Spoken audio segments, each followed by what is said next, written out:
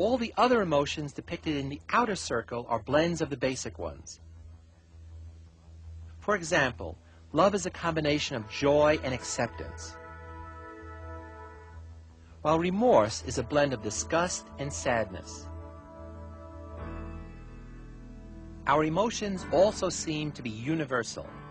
In a study conducted by psychologist Paul Ekman, photographs of different expressions were shown to people from a variety of cultures.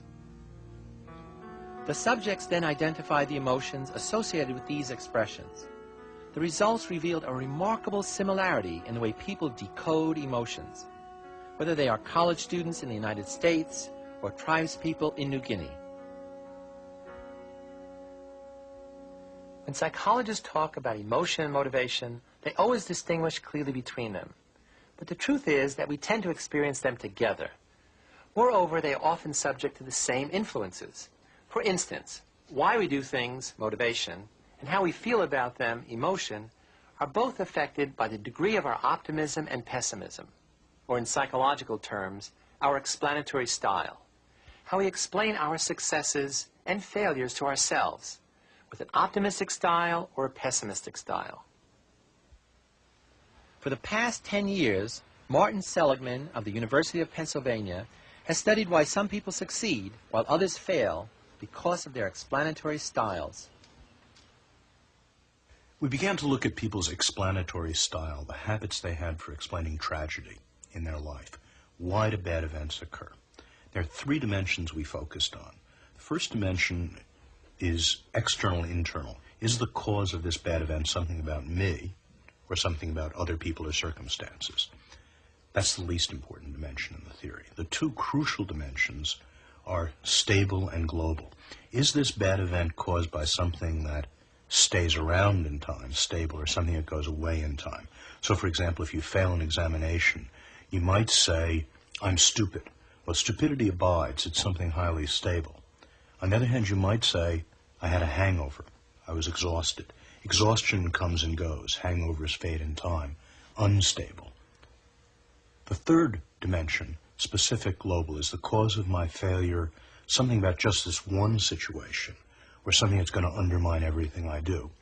So if you're rejected by someone you love, you might say, I'm worthless. I'm unlovable. Being worthless is global. It hurts everything you do. On the other hand, you might say, she was in a bad mood. Well, it's just her. It's not going to affect you in many situations. So the three dimensions, internal, stable, and global, add up to optimism and pessimism in the following way. Those of you who habitually say, it's me, it's going to last forever, it's going to undermine everything I do, are pessimists. Those of you who believe you did it to me, it's going away quickly, and it's just this one situation, are the people we call optimists. There are three general areas that we explore optimism and pessimism in. First is depression, the second is achievement, and the third is health. In all three, we ask over one's life, do these habits of the heart, do these habits of optimism and pessimism, one, make you more or less susceptible to becoming depressed? Secondly, do they make you achieve below or above your potential? And third, do optimists and pessimists have different physical health and even different length of life? Let's take the first area in depression. If you take young children, we work with 4th to 6th graders, and measure their depression level and their explanatory style at different points as they're growing up, we find that those kids who start off as pessimists, even if they're not depressed now, by the 5th and 6th grade are the ones who become depressed. Those kids who start out depressed, but who are optimists anyway, are the ones who get better. We took the freshman class a few years ago. When they entered, we gave them the attributional style questionnaire. We then looked at their first semester's grades compared to what they're predicted to get. The people who do better than expected are our optimists. The people who do worse than expected are the pessimists.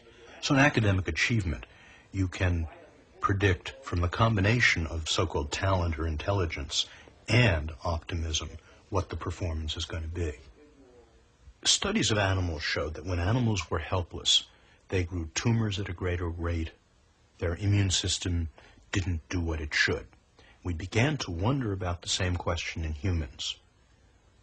Are optimistic humans, that is, people who are better capable of coping with defeat and helplessness, do they lead healthier lives than non-optimistic humans? And what we found, at age 30 and age 40, there's no effect. Optimism and pessimism has no effect on health. What controls health is how healthy you were at age 25. But starting at my age, starting in about 45, in middle age, the pessimists start to get the chronic illnesses associated with middle age. The optimists tend not to. And this trend continues into the 60s.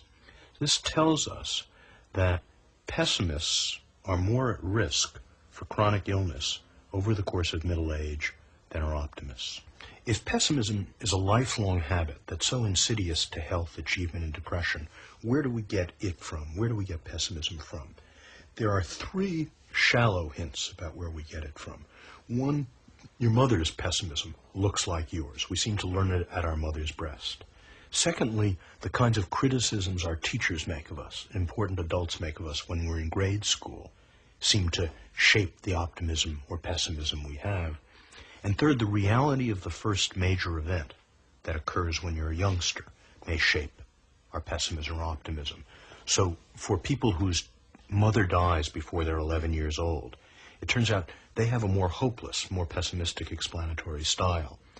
And the reason seems to be that when your mother dies when you're 7 years old, that's a stable and global loss. She goes away, she never comes back. That may become the cookie cutter in which you look at tragedy in the future.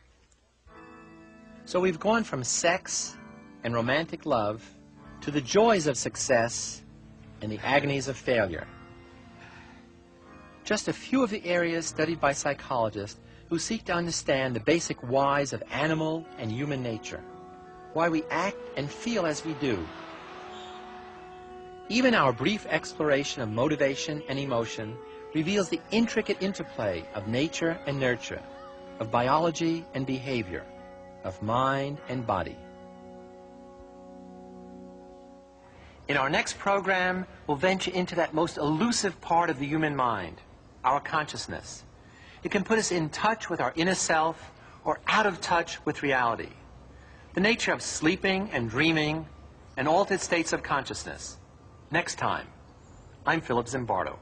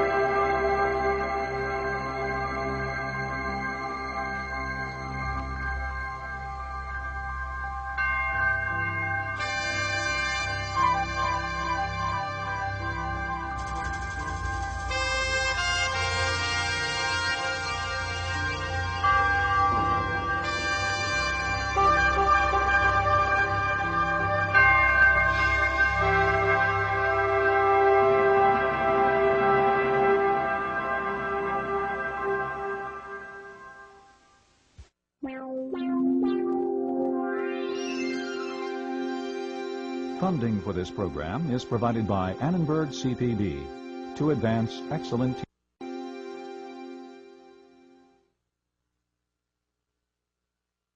For information about this and other Annenberg CPB programs, call 1-800-LEARNER